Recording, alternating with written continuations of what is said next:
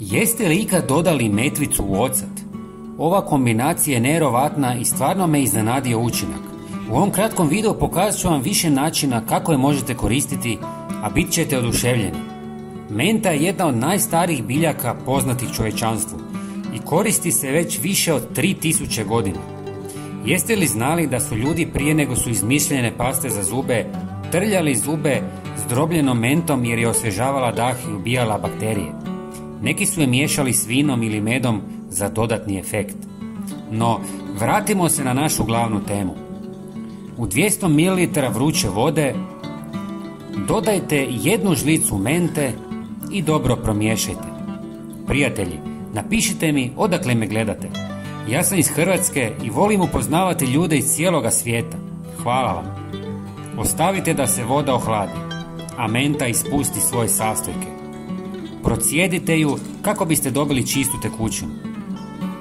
Zatim dodajte 300 ml bijelog octa. Ja koristim alkoholni ocat.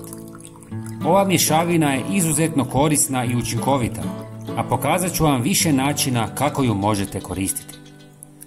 Prvi je za čišćenje raznih površina i podova.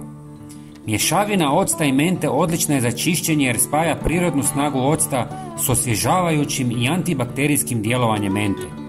Ocat učinkovito otapa masnoće, kamenac i prljavštinu, dok menta uništava neugodne mirise. Ova kombinacija ne ostavlja štetne kemikalije pa je idealna za domove s djecom i kućnim ljubimcima.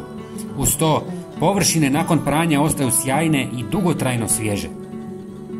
Osim za čišćenje, ova dva sastojka su najbolji prirodni repelenti protiv insekata i glodavaca koji ne podnose miris octa i mente. Možete ju špricati na mjesta gdje vidite štetočine ili jednostavno oprati pod i obrisati površine i miris će ih odbijati danima. Također, mješavina octa i mente odlična je za namakanje umornih i otečenih nogu jer djeluje osvježavajuće, opuštajuće i dezinfekcijski. Ocat omekšava kožu, pomaže u uklanjanju mrtvih stanica i neugodnih mirisa, dok menta hladi, smanjuje upalu i potiče cirkulaciju. Zajedno pružaju brzo olakšanje kod bolova, znojenja i umora stopala, ostavljajući ih čistima i svježima.